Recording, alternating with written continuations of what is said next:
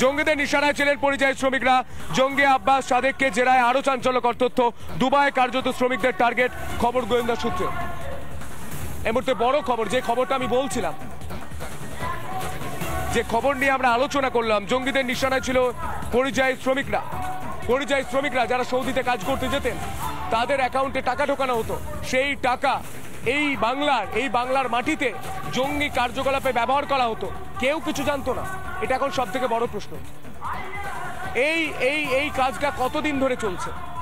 মুর্শিদাবাদে কোনো জঙ্গি নেই এই কথা বলা ভরতপুরের তৃণমূলের বিধায়ক হুমায়ুন কবির, তিনি কি এই কথা জানতেন?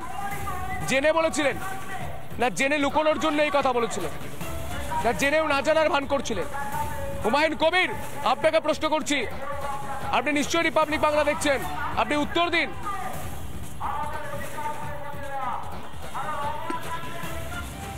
যা খুশি চালিয়ে দেওয়া যায়, এত সহজ যে 1 বছর ধরে আছে একটা খারিজি মাদ্রাসা চালাচ্ছে, সেখান থেকে জঙ্গি প্রশিক্ষণ হচ্ছে, আশেপাশের লোকজন কেউ কিছু জানতে পারছে না।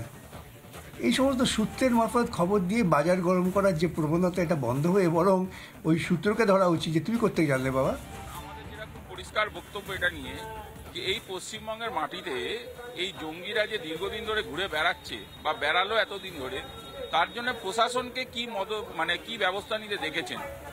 প্রশাসন ছেড়ে দিন, যাদেরকে এই ভোটার কার্ড প্রদান করা হয়েছে, কাউকে পাসপোর্ট প্রদান করা হয়েছে, পাসপোর্ট মানে কেন্দ্রের সরকারের অধীনে পড়ছে, তাদের ভেরিফিকেশন তার মানে ঠিক ছিল না। রাজ্যের যারা প্রশাসন অর্থাৎ পুলিশই ভেরিফিকেশন ছাড়া তো আর পাসপোর্ট হয় না, তাহলে পুলিশ কাদের গিয়ে ভেরিফাই করলো? ভোটার কার্ড কে ইস্যু করলো? কে ইস্যুইং অথরিটি?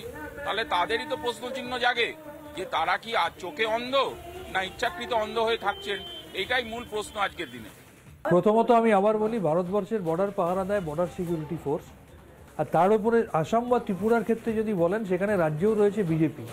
সুতরাং রাজ্যে বিজেপি, কেন্দ্রে বিজেপি, রাজ্যের পুলিশ বিজেপির পুলিশ, বর্ডার পাহারা দিচ্ছে বিজেপির সরকারের বিএসএফ, তারপরেও এত জঙ্গি ঢুকছে, জঙ্গি আক্রমণ করছে, তার মানে তো এটা বিজেপির সার্বিক ব্যর্থতা।